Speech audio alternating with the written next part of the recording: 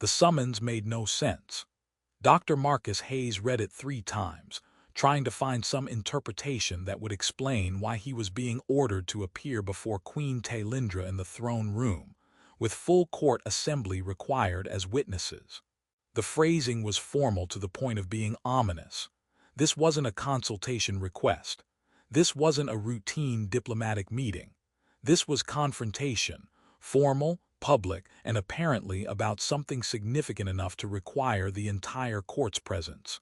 Marcus had been working in Velrathi space for 2 years as a xenoanthropologist and occasional cultural advisor. His work had been careful and respectful. He'd helped facilitate several successful cultural exchange programs. He'd never violated protocols that he was aware of. He couldn't imagine what he could have done to warrant this kind of imperial attention. When he arrived at the throne room, the atmosphere was tense in ways he'd never experienced. The full court was assembled, nobles in formal dress, military commanders in ceremonial armor, senior advisors positioned according to rank. They were all watching him enter with expressions that ranged from curiosity to something that might be concern. Queen Talindra sat on her throne with composed authority, but Marcus could see tension in her posture. This wasn't routine ceremony. This was serious. And standing beside the throne, positioned in a way that suggested she was central to whatever was about to happen, was Princess Kiera. Marcus knew Kiera. They'd worked together on several cultural exchange projects over the past 2 years. She'd been genuinely interested in human social structures, and he'd been studying Velrathi customs. They'd had extensive conversations, collaborative research, genuine friendship. But her presence here, in this context, suggested something he couldn't immediately understand. Queen Talindra spoke without preamble, her voice carrying through the chamber with authority that demanded absolute attention. "Dr. Hayes, you will explain to this court why my daughter refers to you as her husband." The throne room went absolutely silent. Marcus's mind raced. Husband, he'd never used that term, never implied that kind of relationship. They were colleagues, friends certainly, but husband. He must have looked as confused as he felt, because Queen Talindra continued. "You worked with my daughter on cultural exchange projects for 2 years. During that time, you had conversations about human marriage customs, about partnership, about what constitutes binding commitment in your culture. And now my daughter speaks of you in terms that Velrathi law recognizes as indicating formal betrothal." Understanding began to dawn. Not complete understanding, but enough to identify where the misunderstanding might have originated. Approximately 6 months ago, Princess Kiera had been asking about human marriage customs. She'd wanted to understand how humans formalized long-term partnerships, how the emotional bond related to the legal ceremony. Marcus had explained as clearly as he could. In human culture, the emotional bond is what makes a marriage real. The ceremony makes it official, but the true marriage exists in the choosing, in 2 people deciding they want to build their lives together. Kiera had said something in Velrathi that Marcus had translated as, "So you're saying the true marriage is in the mutual choice, not in the formal announcement." He'd agreed with that interpretation. What he hadn't understood, what his imperfect grasp of Velrathi cultural context had missed, was that in Velrathi noble culture, certain statements about commitment and choice carried formal weight. If 2 people of appropriate status acknowledged mutual choice of partnership in the presence of witnesses, that acknowledgment could constitute binding betrothal under traditional interpretations of law. And they'd been having that conversation in the presence of several court officials who were also studying human customs. Marcus explained this as clearly as he could. "Your Majesty, if Princess Kiera has referred to me using terms that indicate betrothal, it's based on a conversation we had about human marriage customs that I now realize may have been interpreted as more formal than I intended. I was explaining cultural concepts, how humans understand partnership and commitment. I wasn't making any personal claim to relationship with the princess."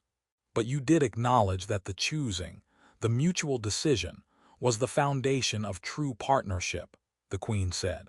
It wasn't quite a question. I acknowledge that in human culture, the emotional bond is what makes marriage meaningful. The ceremony formalizes it, but the bond itself exists in the choosing. That was the context of our conversation, comparative cultural analysis, not personal declaration. And yet, Queen Talindra said, under Velrathi traditional law, such acknowledgment in the presence of witnesses can be interpreted as recognition of betrothal, particularly when both parties are of appropriate status and the statements are made with apparent sincerity. Marcus was beginning to understand the scope of the problem. Your Majesty, I didn't intend to create binding commitment through academic discussion. I was explaining human cultural concepts. Princess Kira spoke then, and her voice was quiet but absolutely clear. Mother, I understand that what Dr. Hayes and I said may have been interpreted as formal betrothal under traditional law. And he's correct. We were discussing cultural concepts as part of our collaborative research. However, she paused, and something in her expression shifted from formal explanation to something more personal. However, what began as academic discussion has developed into something beyond mere scholarly interest. Over the past 2 years of working together, I've come to value Dr. Hayes's company, his perspective, his integrity, and his genuine respect for our culture despite not being born to it. If traditional law has interpreted our conversation as acknowledgment of betrothal, she continued, I'm not asking that interpretation be revoked. I'm confirming it. The throne room maintained its profound silence, but the quality of that silence changed. This wasn't just about cultural misunderstanding anymore. Princess Kira had just acknowledged genuine personal attachment to a human, publicly, in front of the entire court, and she'd done so in a way that made clear she wasn't rejecting the betrothal interpretation, she was accepting it. Queen Talindra looked at her daughter for a long moment. When she spoke, her voice carried layers of meaning that Marcus was only beginning to understand. You're aware that accepting betrothal to a human creates substantial political complications. The noble houses will have opinions, many of them negative. The traditionalists will be outraged. Your future role in imperial governance will be affected by any partnership you enter, and entering partnership with someone outside Velrathi nobility is unprecedented in recent history. I'm aware, Mother, Kira said, but I'm also aware that the Empire's strength comes from our ability to adapt as much as from our adherence to tradition, and I value Dr. Hayes not despite him being human, but including the perspective and integrity that being human and choosing to work in our culture demonstrates. Queen Talindra turned her attention back to Marcus. And you, Dr. Hayes, are you aware of what my daughter is suggesting? That she's not merely clarifying a cultural misunderstanding, but acknowledging genuine personal attachment that she wishes to formalize. Marcus had approximately 3 seconds to make a decision that would affect the rest of his life. He chose honesty. Your Majesty, I wasn't aware that our conversations had been interpreted as formal betrothal under Velrathi law. I don't claim any right to such interpretation based on what I believed at the time was academic discussion. However, he continued, I'm also aware that over the past 2 years, my respect and admiration for Princess Kira has developed into something that goes beyond professional collaboration or academic interest. If the question is whether I value her and would choose to build partnership with her if such choice were possible, yes. If the question is whether I understand the political complications that would create, I'm beginning to, and they concern me less than the prospect of losing the connection we've developed. Queen Talindra stood. The movement commanded absolute attention. Then I will be direct with both of you, she said. The formal legal question of whether your conversation constituted binding betrothal under traditional law will be assessed by scholars who specialize in such interpretations. That assessment will take time, but the practical question is simpler and requires answer now. Kira, do you wish to pursue formal partnership with this human, understanding the political consequences, the social complications, and the unprecedented nature of what you're choosing? Yes, Mother, Kira said without hesitation. Dr. Hayes, do you wish to accept such partnership, understanding that it will transform your life in ways you cannot fully anticipate, that you will be subject to scrutiny from people who question your worthiness, and that you will need to navigate cultural contexts you're still learning? Yes, Your Majesty, Marcus said. The Queen looked at them both for a long moment. Then she addressed the court. The princess has acknowledged personal attachment to Dr. Hayes. He has confirmed reciprocal attachment. Whether their previous conversation constitutes binding betrothal under traditional law will be formally assessed. But regardless of that assessment, if both parties wish to pursue partnership, the Crown will not oppose it. This decision will create political complications, she continued, addressing the assembled nobles directly. Some of you will object, some will see opportunity, all of you will have opinions. But my daughter has made her choice clearly and publicly, with full understanding of consequences, and I support her right to make that choice. She sat back on the throne. This session is concluded, Dr. Hayes and Princess Kira will meet with the Royal Council to begin formal proceedings for unprecedented partnership between Velrathi princess and human scholar. The court is dismissed. Over the following weeks, Marcus learned exactly what formal proceedings for unprecedented partnership entailed. Scholarly assessment confirmed that the conversation he and Kira had could be interpreted as informal betrothal under certain traditional legal frameworks, but that such interpretation wasn't binding without both parties' explicit current consent.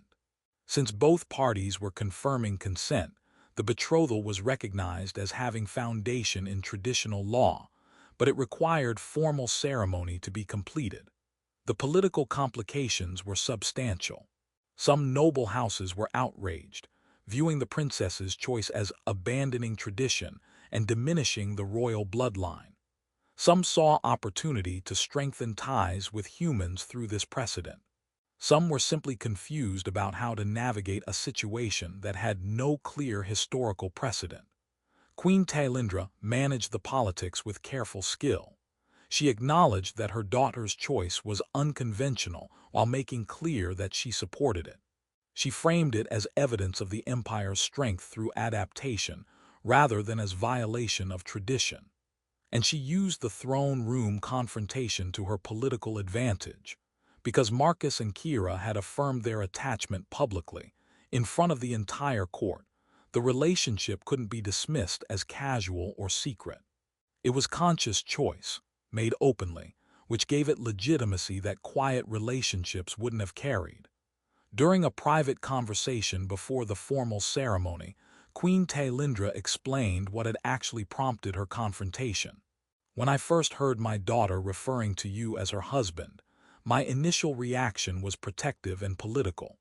Protective because she's my daughter and I want to ensure she's choosing relationships for right reasons.